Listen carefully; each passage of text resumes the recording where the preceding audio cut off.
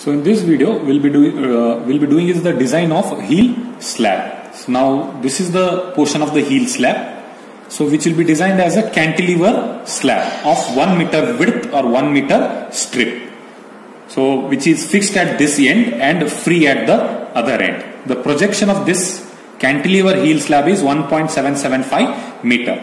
If you refer to the free body diagram of the heel slab, so the various weights are acting is the weight of the soil above the heel slab, self weight of the heel slab and the base pressure. Now we have seen the base pressure is linearly varying, so which is converted into two base pressure. One is uniform, other one is the triangular base pressure. So earlier we have seen is this was 71.89 kilonewton per square meter and this was 42.60. A straight line is drawn here until here, which is split into two portions. So this portion will be 42.60 and this portion will be 71.89 minus 42.60, that is 29.29 kilonewton per square meter. Now there are totally 1, 2, 3 and 4 forces. Now because of all these forces, so we will be calculating bending moment at at section XX, which will be the fixed end and this will be the free end. So now bending moment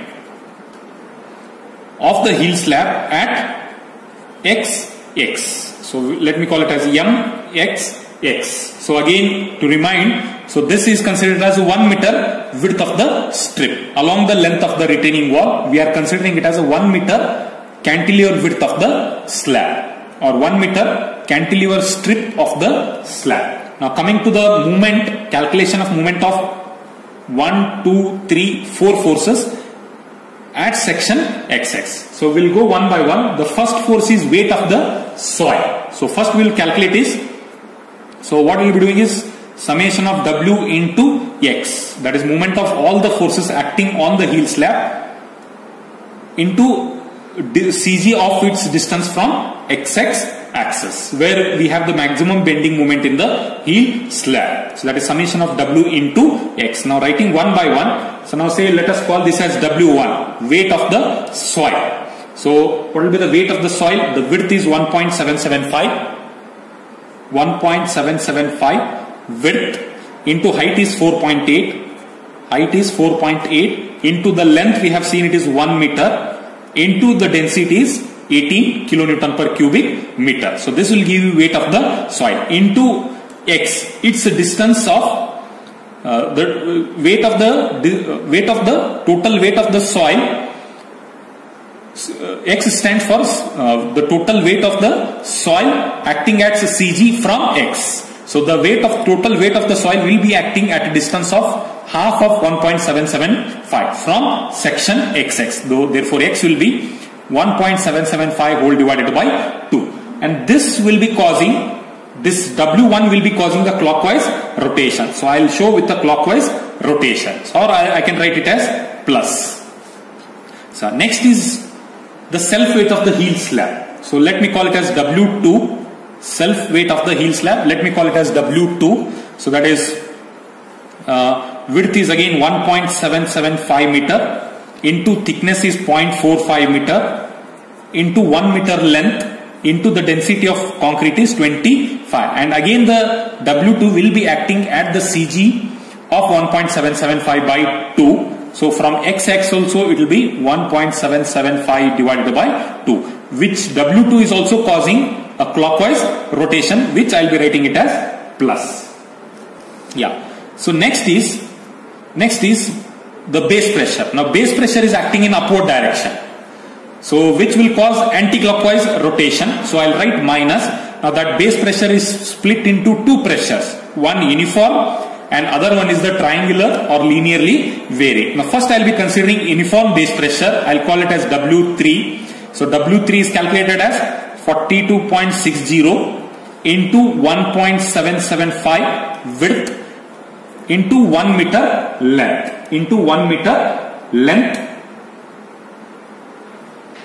Yeah. So next 42.60 into 1.775 into 1 meter length into, it is acting at a distance of CG of half of 1.775 on either side. 1.775 divided by 2. Now this W3 is causing anti-clockwise rotation about XX. So I'll be writing it as minus. So I'll show it as anti-clockwise sign. And last one is W4, the triangular portion of the base pressure. So which is again causing anti-clockwise rotation. So I'll be writing the total W4 will be 1 by 2 into 29.29 into the length is 1.775 into this will be acting at 1/3 of 1.775 from here or 2/3 of 1.775. Now since we are calculating movement from XX, so from here it will be 1/3 of 1.775 and this is also causing anti-clockwise rotation. So I'll be writing it as minus. Now the net movement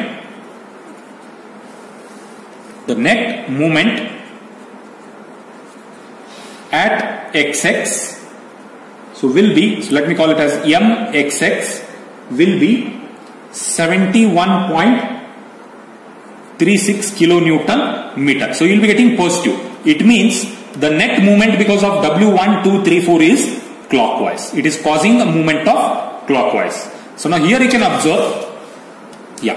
So when the net movement is clockwise, so I'll redraw this here. Yeah. So at section XX, your net movement is clockwise. That is 71.36 kilonewton meter. So since the net movement is clockwise, your heel slab will try to bend like this. So you'll have tension at the top. So the reinforcement should be, the tension reinforcement should be provided at the top of the heel slab. The tension reinforcement should be provided at the top of the heel slab. So this will be the tension reinforcement. If the same movement was negative, so this would have been, the net movement would have been anti-clockwise. So your heel slab would have bent in upward direction. Then you would have provided tension reinforcement in the bottom of the heel slab. Now since the net movement is clockwise, so this clockwise rotation will cause tension in the top of the heel slab. So that is why we will be providing tension reinforcement in the top of the main reinforcement or the tension reinforcement in the top of the heel slab. Yeah. So now coming back to the calculation of ultimate movement now. This is the net movement or the service movement. So now ultimate movement or the factored movement. Ultimate movement or factored movement at XX will be 71.36 into 1.5. So which will be 107.04 kilonewton meter. Yeah, now check for depth. Check for depth. Now since we have already decided the depth of the heel slab as 0.45, we'll check whether this depth will be sufficient to resist this much amount of bending movement. So that is MU limit is equal to 0.36 into XU max divided by D in bracket 1 minus 0.42 into XU max divided by D into BD square into FCK. So now substituting all those values, so movement is 107.04 into 10 to the power 6. The same movement is substituted here. So 0.36 into XU max by D is 0.48.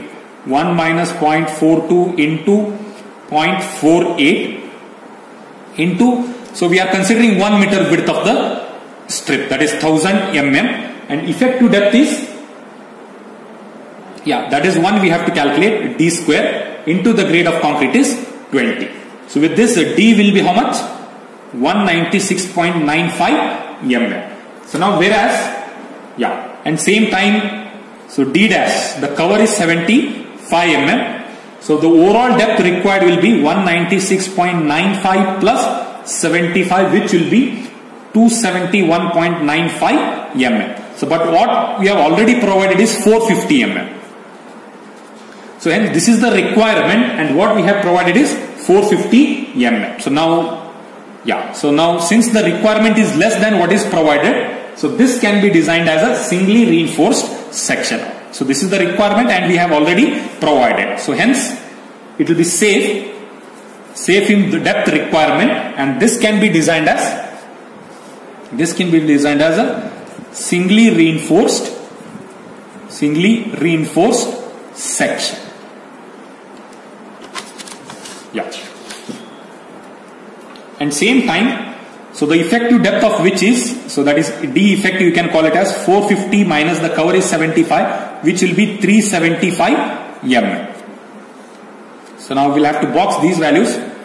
This is the moment and this is the effective depth. So 107.07 kilonewton meter and effective depth of 375 mm. So now for this moment we have to design the cross section of the heel slab.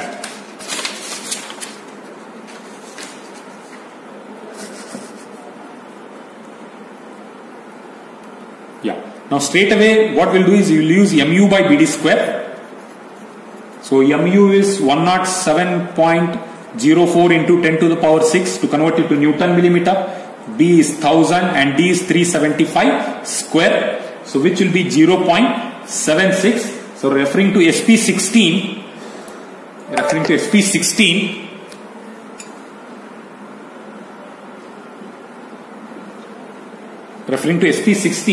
so the table 2, your value of PT will be 0.221 percentage. Now that AST will be PT divided by 100, 0.221 divided by 100 into B is 1000 into D is 375. So which will be 828.7 square mm per meter. Now using 16 mm bar dia, so anything, it can be 16 mm bar dia or 12 mm bar dia. So the small AST will be 201 square mm and straight away the spacing S will be small AST into 1000 divided by capital AST. So that is 828.7 into 1000 whole divided by, sorry, small AST is 201 into 1000 whole divided by 828.7. So now which will be 201. So you can round it off to 200 mm center to center. So at same time we have to check whether this PT is greater than minimum PT of 0.12 percentage. So already we have seen this is 0.221 which is greater than 0.12 percentage. If this value is less than 0.12, so minimum of 0.12 percentage have to be provided. So already we are providing greater than 0.221. So next is, so now the shear check at section XX. Shear check at section XX. So now, now what are the forces acting at section XX? Already we have seen is W1 plus W2 and W3 minus W4. So now the total shear force, if we refer to the earlier free body diagram, so that is shear force SF at XX will be, that is plus W1 weight of the soil plus weight of the heel slab minus W3 minus W4. So now when you do that, so now this is W1. So what we have calculated is, we have shown this calculation earlier. This is W1, this is W2, this is W3 and this is W4. So now these calculations can be done, and once you do that, when you substitute that, so you will be getting a net shear force of 71.71 kilonewton. Yeah. So now coming to the ultimate shear force, that is 71.71 into 1.5, which will be 107.5 kilonewton. Yeah. So now coming to the nominal shear stress, that is tau V. The tau V is calculated as Vu divided by B into D. So Vu is 107.5 into 10 to the power 3 whole divided by B is 1000 and effective depth is 375. So which you will be getting it as 0.28 Newton per square mm. Yeah. So now coming back to tau C. So tau C is the permissible design shear stress or the permissible shear stress. Now referring to IS 456, Now to calculate tau c, we need PT provided and FCK. That is M 20 Newton per square mm. So PT provided and FCK. So now the PT provided is, so how much is that we have provided is, so that is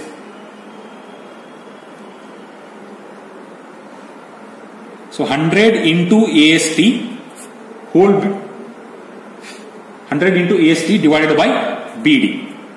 Sorry, rather I'll make other calculation. That is 1000 B divided by spacing, that is 200 into what is that? Small AST. 1000 divided by 200 into small AST 201. This will be the AST. This will be AST provided. So whole divided by, this will be AST provided whole divided by BD. So that is 1000 into 375. So when you do that, so approximately you will be getting it as 0.22%. So now referring to IS 456, table 19 and page number 73,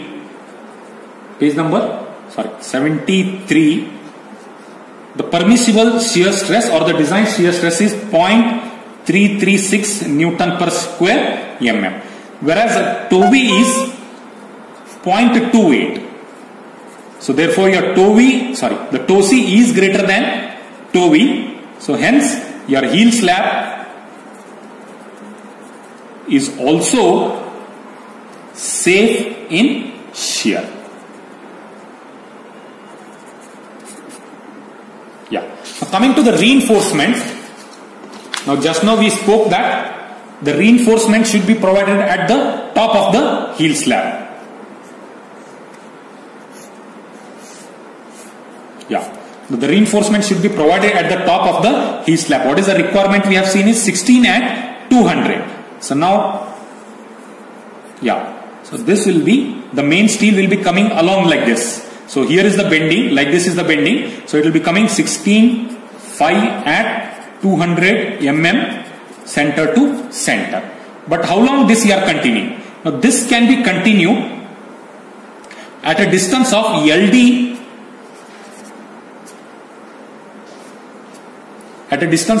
from this face. LD from this face. Yeah. So you need not continue 16 at 200 for full length. So now this can be curtailed. So after LD from this face, so whatever is LD, that is 50 times of 16, 800 mm. Now this length is almost, we have earlier size, it is around 1.1 meter. This is 1.1 meter. So maybe another 300 mm. So 1.1 meter, that is 1100 mm. So minus some 300 mm. So now this bars can be curtailed 300 mm from here. That is LD from this face. Now hereafter your reinforcement will be 16.5 at 400 mm center to center. So now from here we have to provide the full main reinforcement of 16.5 at 200 mm center to center. So at a distance of 800 mm, that is LD, the full bars can be continued. Full bars of 16 at 200 can be continued. Now thereafter your 50% of bar can be curtailed. So hereafter your bars will be 16 at 400 mm center to center when you curtail the alternate bars. And same time you have to also provide the minimum distribution steel. The distribution steel along the other direction. So this distribution steel will be